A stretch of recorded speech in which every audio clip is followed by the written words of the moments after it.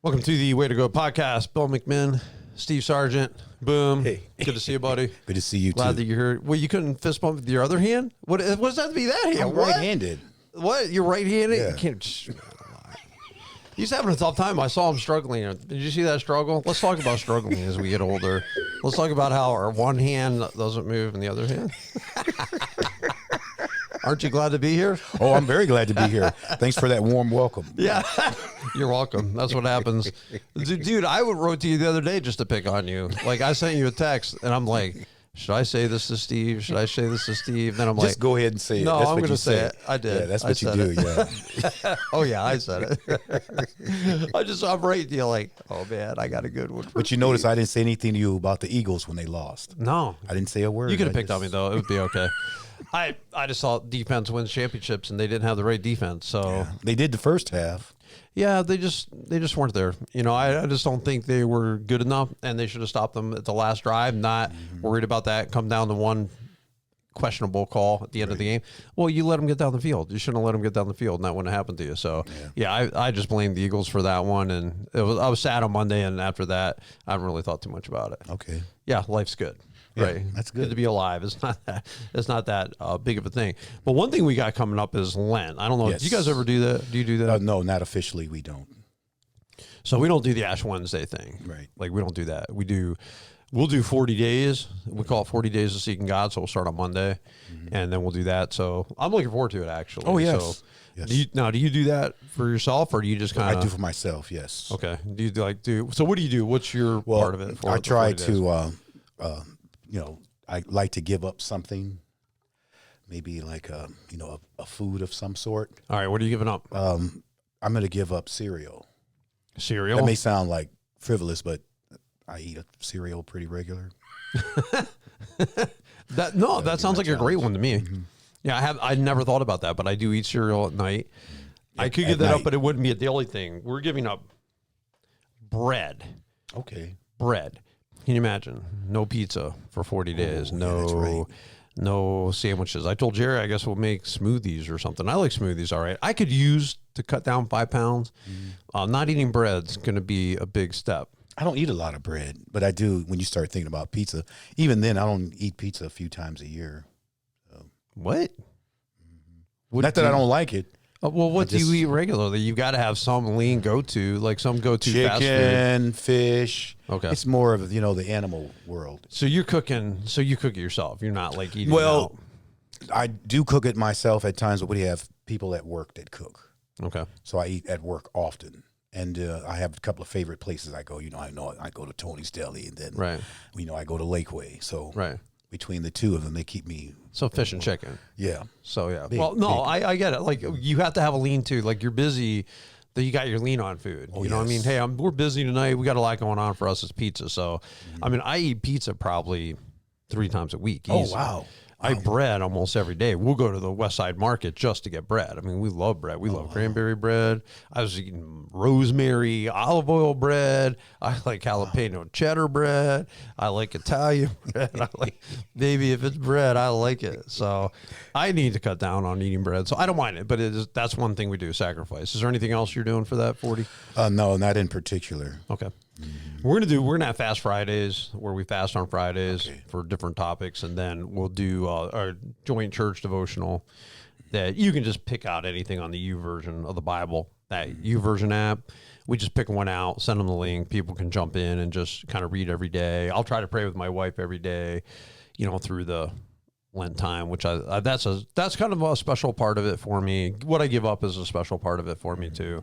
I would say as much as anything else that we do. That's good. Yeah, it's just the focus. Because then when you give that thing up, whatever it was, like I've given up coffee before, and wow, yeah, you drink coffee every day. Yeah, I never acquired a taste for coffee. Yeah, not only that, my wife makes the best coffee, better than any coffee shop around. That's a fact. Wow, like any coffee shop is going to be less good than hers. Like we get special beans out of they're called Coffee Cult, and the brand we get from them is called Road Dog, not Roadkill, just Road Dog coffee from the Coffee Cult. So yeah, it's pretty funny actually. Like very humorous company, but their coffee is really good. So I gave that up one time, 40 days of that. Man, that first cup of coffee was like, and the thing about Jesus, I mean, what he gave up, I mean, for 40 days fasting and then the sacrifice on the cross, all of it. So I think it helps. But anyway, I want to talk about, in light of Lent too, just decision-making is the one thing I wanted to hit off for this topic. So that's a reminder, Lent's coming up. We have the decision of Judas. You have the decision of Jesus to follow God's will on the cross. You got the religious leaders. You got Pilate. You got Peter's denial. I mean, all of those are decisions. You know, you think about Judas. I mean, deciding, like, no one made him sell Christ for 30 shekels or 30 pieces of silver. Right. Yeah, and he had to, and it wasn't done, to an extent, it wasn't done overnight. Right. You know, so there was a process. He even had a chance to back out. You know, he could have said maybe yes initially and then like felt convicted and like, no, I'm not going to go through with that. Right. He could have, but he followed through with it. Right. And he had to know Christ knew he was going to do it. Whatever you're going to do it quickly. That's right. And the other ones thought that he was going out to, you know, they should have been tackling that man out the door, right? So they didn't know. They thought he was going to do something for the poor. So, I mean, that was a terrible decision with long-term consequences. He ended up surrendering his life, you know, killing himself because of that, the guilt and the shame. I don't think he thought they were going to kill Jesus. Like, I don't think he thought that was going to happen. But sometimes when you start making decisions you don't control, you know, certain doors you open, you can't shut. Certain doors you shut, you can't open. And that's just how life goes. I think of Pilate's decision. Still his decision to crucify Christ. I wash my hands of this. You wash your hands of nothing, man. You know what I'm God's going to say, okay. Since you washed your hands, you had nothing to do with it. Exactly. No, I mean, he's going to pay for that. The religious leaders. You think of Jerusalem, their denial, their refusal to follow God, and the city getting torn apart in AD 70, or 70 AD, I actually would say it. That was all consequences, man, of decisions these people had made. Peter deciding to deny Christ. I mean, you didn't have to. You know, you're the one who decided to go close, sit around there. Christ told you what you're going to do. I don't know that guy. Well, your accent's Galilean. We think you do know that. I don't know if he's calling down curses on himself, rooster crows, feels like an idiot. It's like, well, how do you get to that point where you feel like an idiot? Decisions. Right? And that happened pretty quick, too. Yeah, it did. That was pretty quick. That wasn't like a long process. It was really, really quick. Right. No, I would agree with that. And I think that we're responsible for the decisions that we make. Because you can't say, when I was a kid, they would have these, like, they would give dog tags that kids would wear, keep on trucking, devil made me do it. Those were two big ones that I remember. Keep on trucking, devil made me do it. Huge slogan. Devil made me do that. Like, it's not my fault. Devil made me do it. And it took me a while to figure out that's not true. That's not true. He didn't make you do it. Devil can't be at all places at all times. That's true. He's not omnipotent, or omnipresent, I should say. So he can't be everywhere around the world. So maybe you just decided to do stuff you wanted to do you shouldn't have been doing, right? Right. That's what Flip Wilson used to say in his little sitcom. Oh, was it? Devil made me do it, yeah. Okay, well, maybe that's probably where it came from. Maybe. It was probably the same time he's saying it that they're taking the slogan. It probably was that. Yep. I just didn't see the Flip Wilson show. Yeah, so I remember when I was a kid. I don't remember all of it, but just knowing it was on. Yeah, we watched the Waltons and who knows what else. Whatever my parents let me watch. And then if they weren't paying attention, I'd sneak in Charlie's Angels once in a while. Waltons was the most common one, and then the other ones. But yeah, they were interesting days for sure. But you got to think when you're making decisions long term. You can't think about how a decision is going to make you feel today or how it may seem to fix something or make you feel better. But long term in your decision, like what's the impact going to be? You got to look at that. Absolutely. That's why it pays for us to pray about our decisions. Right. You know, the Proverbs said, in all thy ways acknowledge him. He'll direct our paths. So man. Great verse. It's very, very important for us. Yeah, and he'll make your path straight. I just was preaching about that. Yeah. Like the words of at the end of Ecclesiastes, where it's talking about the preachers, his words were upright and true. That word upright is the same one, straight. You know, he'll direct your paths, keep your path straight at the end of that, verse 6 of Proverbs 3. So, yeah, just even it out. Even it out. You know, if we're praying about it, God's going to even out the way. So I think that's a great thing. But, you know, we should, you know, you think long-term decisions, well, someday I'm going to stand before God. You know, that's a long-term decision. If you were to divorce your spouse, well, okay, what's 5 years going to look like from now? What's graduation parties for your kids going to look like? When your kids get married? What's the graduation from college, if they go there, going to look like? What's going to happen with grandkids? Like, you got to think through what are the consequences of all this going to be? You know, where am I going to be at financially? Right. All of it. You got to look long term. You can't just make a decision for relief today. You're going to be paying for it for a long time. Yeah, no doubt. And I've learned, and I'm still learning, that it's not good to make decisions either when you're like irate, or sometimes you're half asleep, or even if you're real excited. You need to calm down, regardless if it's anger or euphoria. Right. You need to calm down before you make a decision. I would agree with that. That's my next point, actually. You hit right on it, man. You're hitting the nail on the head. Don't make emotional decisions. Mm-hmm. I mean, I really think a lot of times people, you mentioned euphoric. I'm like, yeah, I mean, I guess you could make some decision because you're celebrating all, you're happy. Yes. Maybe to make a decision to drink too much. Maybe make a decision, there's something else that you're giddy and you do something stupid. But I think anger is one where a lot of people make decisions in anger. I'm never going to talk to them again, blah, blah, blah, blah, blah. And then I'll be talking to people and they'll say, well, they told me they kicked that guy out. They're never going to. I said, yeah, and they're going to change their mind 10 times in the next 2 weeks. Mm-hmm. So that's what they say today. Tomorrow it's going to be something else. The next day it might be something else. Why? Because it's all emotional. Yep. And they're not really sure or stead. And right now you're so mad. Yeah, I'll never talk to that person again, blah, blah, blah, blah. Mm-hmm. I would recommend you keep your mouth shut. Yep. When you're ticked. That's what I usually do. And sometimes people that really know me, if I'm not talking, I'm quiet, they think, oh, he must be mad. It's not always that I'm mad. I just don't want to say what I think I want to say. It's not necessarily anger, but I know that's not coming out right today. Oh, so. Man, I'll tell you, some of the comments too you have when you're ticked. Oh, man, they're good. They're like really good. I mean, the wit, the daggers, the dart, the edge is so sharp. It's perfect, just perfect. But then you say it and I have said it, I have done it. I'll make some smart calic comment to my wife, and then 3 hours later, she's still not talking to me. Like the one day I said something, she didn't like it. So I was like, well, you said one thing, you might as well say another. While it's on your mind. You're gonna get I was quiet for a long time. You're like a baseball umpire. Like when the manager gets kicked out. Yeah. I'm getting kicked out, I'm going for broke. Exactly. I'm already in trouble now. I might as well say something else. I mean, it was good. You know what I'm saying? Like it was really, really, really, really good. Just rich, man. I was proud of it. But but yeah, like I said, after I get that cold shoulder for a long time, now I'm bored because I'm in the truck driving around. No one's talking to me at all. Like it's just me by myself. You go to the yard sale, I see something cool. She doesn't even want to hear about it. She doesn't want to hear any word out of your mouth. Then I should have just shut up. That's what you're saying to me right now, right? It's what you're saying to me right now is I should have just shut up and I shouldn't have said anything. But sometimes, man, you make those emotional decisions and you're burning bridges that don't need to be burned. That's right. And I've learned to be very reserved. We've had situations even recently where people, they take off, kind of take us to town, right on Facebook openly. We showed up. Why? Because we're not burning those bridges, because we know we're all going to be friends in a month from now. Yeah. So, yeah, once you get over this, you're upset. But once you get over it, I can't jump on that myself and burn that bridge, because that would be unwise on my part. So I just leave it be.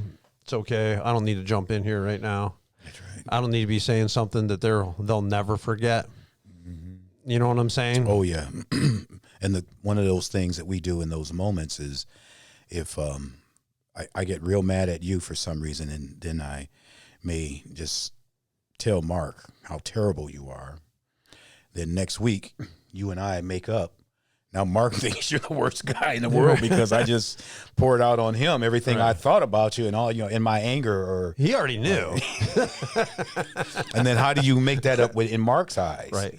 So it's better just to really be quiet, pray about it, and do what you got to do, because chances are you're not going to be, however enraged we are, we're not going to feel like that always. Right. Well, I think trajectory-wise, you got to think of, and I think we'll talk about the next podcast too a little bit, consequences, trajectory. But if let's say that you get mad at someone in your family or a close friend, and now you're not going to talk to them today. Okay, but trajectory wise, where's that going? Are we setting ourselves up down some sliding board that's going to who knows where we're going to be in a place a year or two from now that no one ever could imagine, because now no one's ever talking to each other. I got one friend of mine, and he said that, you know, his daughter's getting married. He's pretty excited. And his mother-in-law just told his daughter, which would be her granddaughter, I'm not coming to your wedding. Something happened. I don't know, you know, but the family, they used to talk all the time. Now they don't, because who knows who said what. I'm not sure what all happened, but I do know this. That's a mistake. Yes, like, it is. You're making a decision emotionally that you're not going to go to your family, whether your kid's wedding, your grandkid's wedding. There's some things you do you won't undo. Mm-hmm. You know what I'm saying? You put that thought, you sow those kind of seeds of hostility, you wait and see. Now you can be a deathbed someday, and you're going to have some people maybe not even around you because of your choices, and I think that is a phenomenally unwise decision. That is so true. You know, I've seen it just, you know, being around people who lose a loved one, and this side isn't talking to that side, and, you know, or even on your deathbed, and you want to be reconciled, and you may not even be able to reach them. Right. You may not, because you've been out of touch for so long. Right. You just may not be able to reach them. It's not worth it to me, especially with family. I know we all have issues in family, like personality conflicts and so on, but it's your family. Right. That is your family. We just had one. It wasn't like a super big deal, but yeah, there were some people mad at another. So I called them up. I'm the in-law, but I called the one up, and because I was just hearing stuff. I'm like, that doesn't really sound like them. Let me just call them myself. So it was good. You know, we had a great talk, and everything's pretty smooth right now. So whatever it was, little burrs, little rubs, you know, got, you know, brushed out, and, you know, everyone's fine. But yeah, it's the kind of stuff I didn't want to, you know, just let sit there, just, hey man, what's going on? How's it going? You know, and just that little bit of communication, I think sometimes goes a long way. The faster you get to it, the better. Yeah. But don't make decisions, emotional decisions is what we're saying. Also, know the little decisions add up. C.S. Lewis said, good and evil both increase at compound interest. That is why little decisions you and I make every day are of such infinite importance. So I like that. It's just, little decisions, they add up. Like little decisions maybe to read your Bible every day, or get into shape, you know, what you're going to eat. Little positive steps in the right direction start becoming big swings in your life, really. Yeah. But a lot of decisions start, like I went back to the gym this year. I've already been back to the gym since I applied for it, or it's $120 for the whole year. Where'd you go? Jefferson. Oh, okay. At the rec center. And then it was $10 for a key fob, get you in 24/7, whether they're there or not. I'm like, well, yeah, I'm going to pay the extra $10 for that for sure. And so, I've been there already more since I did that than I was all last year. Wow. And I think part of that was Steve dying, and, you know, I mean, everything that we went through, like I was pretty busy. And then once you're out of the pattern, it's just hard to get back in. But I mean, that's like a little step of just starting to get back into a routine, starting to say, you know, you need to run. So I've already run twice this week, lifted twice this week. Wow. Tomorrow morning, I hope to get up and run again, Lord willing. Then maybe sometime, we got 2 funerals tomorrow, sometime in the middle of all that, hopefully you get the gym for, even if I get a half hour in, if I can just go to the gym for a half hour, pump some iron, I'm still better off than if I did. Right. I'd like to carry my kayak this year and it not feel heavy when it's only 50, 60 pounds. You know what I'm saying? Like, it is awkward, but I mean, I'd like to just be able to pick that sucker up and it doesn't feel bad. Because when I was shoveling my trench, like I shoveled a footer, it was 60 some feet long, 3 feet deep. When I got done that and I picked up my kayak, it felt light. Yeah. After I'm like, that's the difference. Like that regular working out makes a difference. Yeah. Little steps, little steps. And then I think, like with anything that you do, it's just, what am I doing today that's going to add up? Think long term. You got to not make emotional decisions and know the little decisions add up. Right. That's very true. The little things that we do every day turn into big things, positive or negative. Right. They do. Right. You know, they said the journey of 1,000 miles begins with one step. Absolutely. Absolutely. So, but positive decisions in how you talk to your spouse, positive decisions in exercise, what goes in your mouth, what comes out of your mouth. I mean, all of it's important, really. You know, little steps. It might be for somebody making that step of being in church consistently and say, hey, you know, this is enough. This is enough not coming, enough. Stop watching online or, you know, acting like I am. Just start going, man. Just just start getting back into the pattern. Just build good patterns for your life, and that happens little decisions at a time. We appreciate you tuning in to this podcast. We hope that each and every one of you have a blessed and an awesome week.